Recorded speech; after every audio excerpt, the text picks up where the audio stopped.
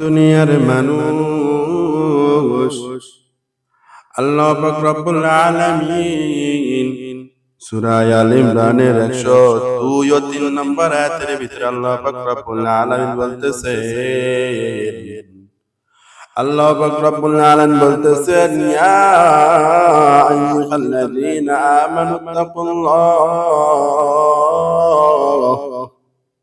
এ দুনিয়ার মানুষ এ মুসলমানি বান্দা আল্লাহ পাক রব্বুল আলামিনকে ভয় করো হাক্কা তুকাতি ভয় করার মতো ভয় করতে বলেছেন আল্লাহ পাক রব্বুল আলামিন তারপরে কি বলতেছেন দেখেন রে মুসলমান আল্লাহ পাক রব্বুল আলামিন বলতেছেন ওয়ালা তামুতুন্না ইল্লা ওয়া আনতুম মুসলিমুন তোমরা মৃত্যুবরণ করিও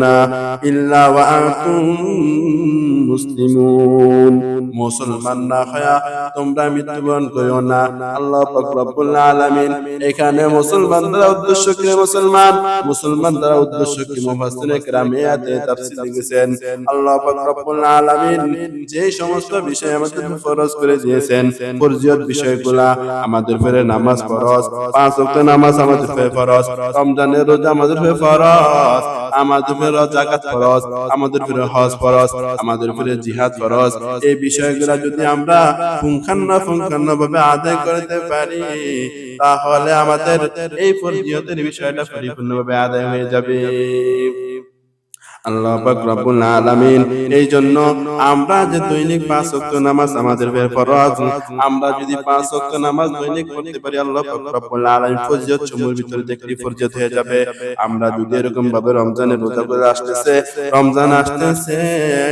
এই রমজানের রোজাগুলো রাখতে পারি তাহলে আমাদের উপরে ফরজিয়তগুলো আদায় হয়ে যাবে এই জন্য বলতেছেন ইল্লা ওয়া আনতুম মুসলিমুন তোমরা মুসলমান না হয়ে মৃত্যুবরণ করিও না আজকে আমরা কাল কিয়ামতের দিন আল্লাহ পাক রব্বুল আলামিনের কাছে জবাব দিতে হবে আমরা অনেকেই জানি কি জবাব আমরা দিতে হবে এই জিনিসটা যদি আমরা দুনিয়ার ভিতরে থেকে মুখস্থ করে যাই তাহলে কাল কিয়ামতের দিন এই মুখস্থ কোনো কাজে আসবে না কি বলতেছেন হুজুর যদি আপনি আমরা কথার উত্তর এটা বলতে চাই যে আপনি যদি দুনিয়ার জমিনের ভিতরে নাফরমানি করবেন আল্লাহ পাক রব্বুল আলামিনের ইবাদত করবেন না সব সময় তার নাফরমানি তিনি মসজিদে থাকবেন আর আপনি মান রব্বুকা ওয়া মান দিনুকা ওয়া মান হাযা রাসূল ওয়াইসা ফিকুম এই প্রশ্নের উত্তরগুলো যদি আপনারা এখান থেকে পড়ে যান এখান থেকে মুখস্থ করে যান তাহলে কিন্তু এরকম ভাবে আপনি কাল কিয়ামতের দিন আল্লাহ পাক রব্বুল আলামিনের কাছে উত্তর দিতে পারবেন না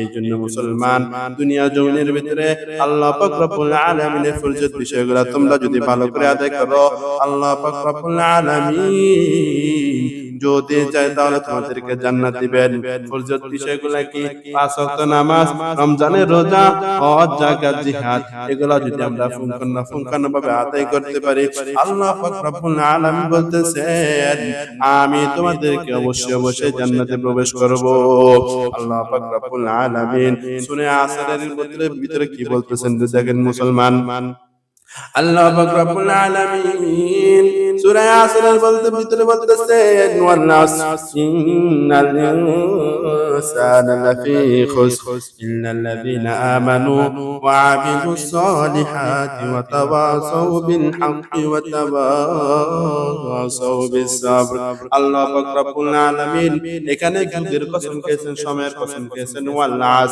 যুগের কসম সময়ের কসম ইন্নাল ইনসানা লাফি খুসর নিশ্চয় মানুষ ক্ষতিগ্রস্তের ভিতরে রয়েছেন এখানে জুমলাটা হালিয়া নিশ্চয় মানুষ ক্ষতিগ্রস্তের ভিতরে রয়েছেন তবে এখানে আল্লাহ পাক রব্বুল আলামিন তারপরে কি বলতেছেন দেখেন ইন্নাল্লাযীনা আমানু এখানে ইল্লা হরফে ইসতিসনা দ্বারা সবকিছু বাদ দিয়ে দিতেছেন কোন মানুষ ক্ষতিগ্রস্তের ভিতরে আছেন তবে এখানে ইল্লা দ্বারা বোঝানো হয়েছে ইন্নাল্লাযীনা আমানু যারা যারা ঈমান এনেছে এবং আমিলুস সলিহাত এমন আমলে সালেহ করেছেন, আমলে সালেহ দ্বারা উদ্দেশ্য হলো মুসলমান আল্লাহ পাক রব্বুল আলামিনের ইবাদত করা, আল্লাহ পাক রব্বুল আলামিনের ইবাদতে নিমজ্জিত থাকা।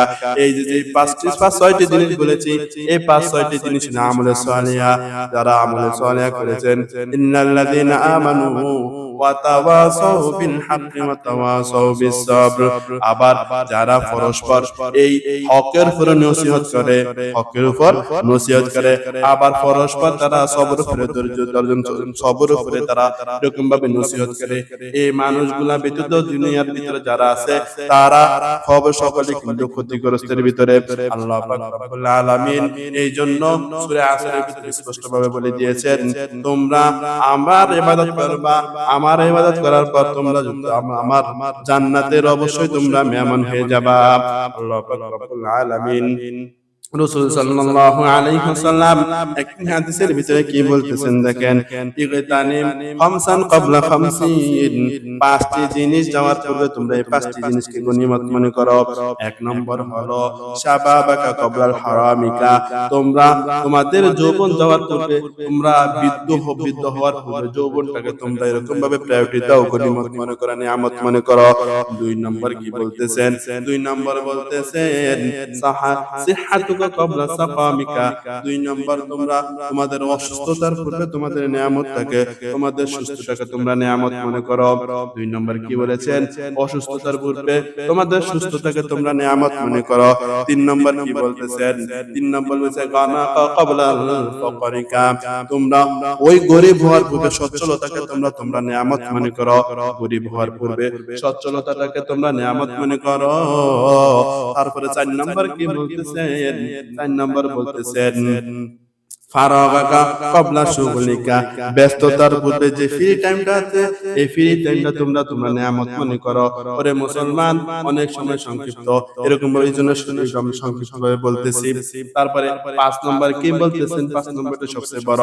5 নম্বর ওই বিষয়টা তোমরা সবচেয়ে প্রায়োরিটি দিবা, সবচেয়ে গনিমত মনে করবা, সবচেয়ে তোমরা নিয়ামত মনে করবা।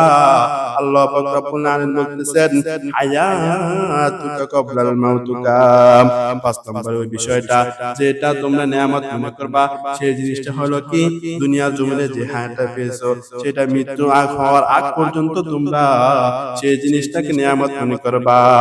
ওরে মুসলমান, এই নিয়ামত কিভাবে আমরা আদায় করব? আল্লাহ পাক রব্বুল আলামিন বলতেছেন আমিলুস সলিহাত, তোমরা ভালো কাজ করবা, সবসময় আমার ইবাদত করবা, সবসময় আমার ইবাদতে নিমজ্জিত থাকবা। ওরে মুসলমান, আমি তোমাদেরকে বলি না যে তোমরা সবসময় আমার ইবাদত করো, আমার ইবাদতে নিমজ্জিত থাকো। ওরে মুসলমান, না না না, আমি তোমাদেরকে এরকম ভাবে কখনোই বলি না। তোমরা শুধু দৈনিক 5 ওয়াক্তের নামাজ পড়তে আমাদের বেশি সময় লাগে না, বাকি সময় তোমরা তোমাদের কাজ করো। কিন্তু মুসলমান, কখনোই আল্লাহ পাক রব্বুল আলামিনের ফরজ বিষয়গুলোকে তোমরা এরকম ভাবে পরিপূর্ণভাবে সেখান থেকে মাহফুজ থাকবে না। আল্লাহ পাক রব্বুল আলামিন যেন এই ফরজ বিষয়গুলোকে পরিপূর্ণভাবে পুঙ্খানুপুঙ্খভাবে আদায় করতে পারি এবং আল্লাহ পাক রব্বুল আলামিনের সন্তুষ্টি অর্জন করার পর দুনিয়ার জমিন ত্যাগ করতে পারি।